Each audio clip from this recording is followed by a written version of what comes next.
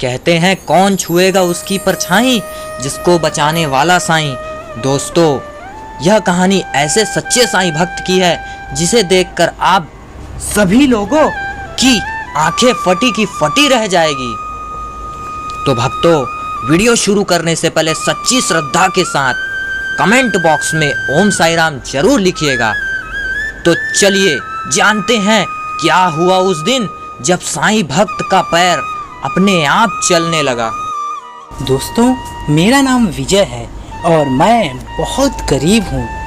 मैं पर साईं बाबा की हर दिन नाम जपता हूँ और पूजा करता हूँ। हर गुरुवार को साईं बाबा की जितनी हो सके बाबा की संध्या आरती और बाबा के भोज में मैं सहयोग करता हूँ।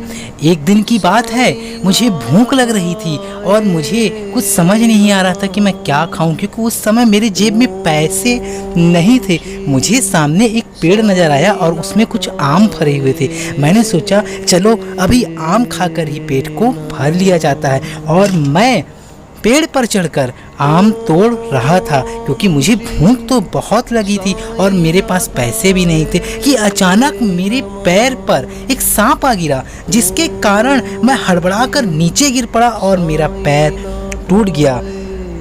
कुछ देर मैं वहाँ बेहोश हो गया और जब मैं उठा तो मैं उठ नहीं पा रहा था। बहुत कोशिश कर रहा था चलने की कि मैं किसी तरह चल लूँ और खड़ा हो जाऊँ।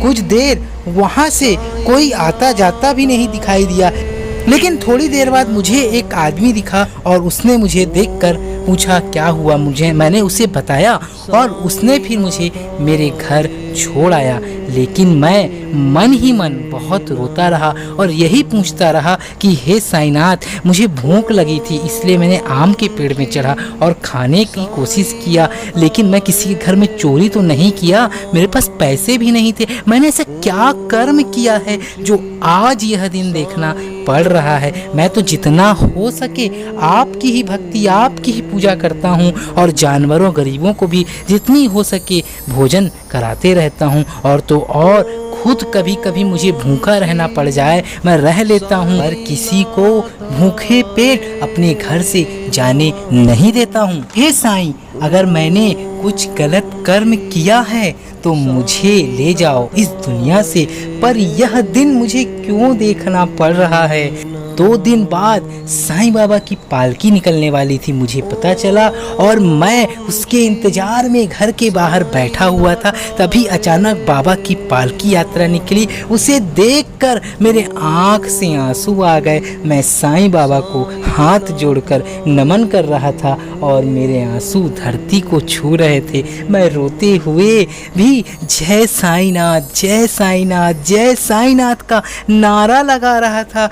तब वहाँ एक बूढ़ा सा व्यक्ति उस पालकी के पास से आया, मुझे साईं बाबा की उदी का टीका लगाया और हाथों में दिया और बोला कि बस बस देर ना कर, चल बाबा की पालकी उठा।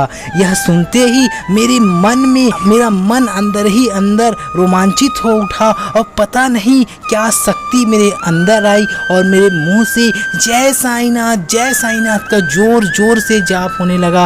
और मैं जैसे ही खड़ा हुआ मैंने देखा कि मैं चल रहा हूँ और चलते हुए बाबा की पालकी उठा ली मैंने और आगे बढ़ा और बाबा की पालकी उठा के कुछ दूर तक चला। बाद मैंने पीछे पलट कर देखा तो वह बूढ़ा सा आदमी पता नहीं जाने कहाँ विलुप्त हो चुका था। मैं मन ही मन सोचने लगा कि वो कहाँ गया, बड़ा सा व्यक्ति वो कहाँ लुप्त हो चुका था। मैंने पूरी श्रद्धा के साथ पालकी उठाई। जब मैंने पालकी उठाकर आया तब मैंने सोचा कि मैंने अपने पैर को कितने डॉक्टरों को दिखाया, पर कहीं भी मुझे यह सुनने को नहीं मिला कि तुम ठीक हो जाओगे।